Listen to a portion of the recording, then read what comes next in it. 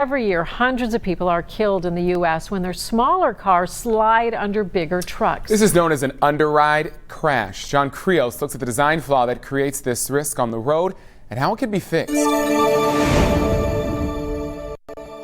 It can happen to anybody at any time. Marianne Karth would know. It happened to her. In May 2013, she and her son survived this crash on a Georgia highway, but her two daughters did not. Leah died right there in the scene, and Mary a few days later from the injury she had. She came upon slowed traffic, was hit by a truck, and pushed right into another tractor trailer. Over and over, I see it happening because there's not strong enough underride protection. The car easily goes underneath.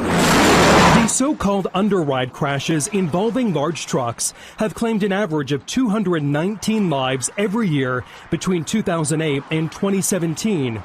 And a report from the Government Accountability Office indicates the problem may be even worse, claiming these fatalities are likely underreported. It's one of the more horrific crash types that you're going to see. The guard bends. David Harkey at the Insurance Institute for Highway Safety shared this video with Spotlight on America.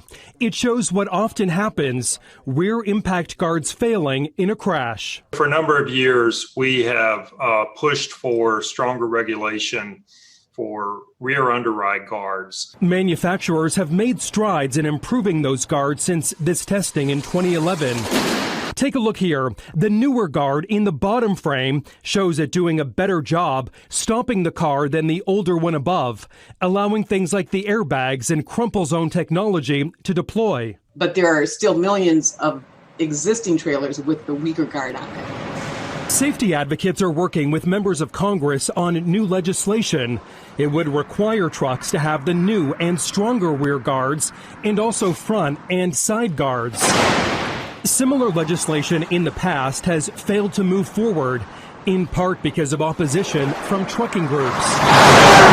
How can you oppose equipment to stop underrides and save lives? You can't just tell the trucking industry, hey, here's a $40 billion mandate, we just want you to absorb it. It doesn't work that way. Mike Matusik represents more than 160,000 truck drivers.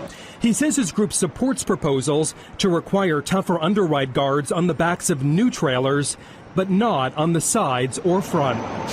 I think the enhanced rear underride guards will address a lot of these issues. In a letter, families of victims are making an emotional appeal for action to President Biden, whose own wife and daughter died in a crash with a big rig in the early 1970s. We're very hopeful that this could be a good year for underride protection. No matter how long it takes, families of victims say they're committed to making stronger impact guards the norm on our nation's highways. I'm John Krios for Spotlight on America.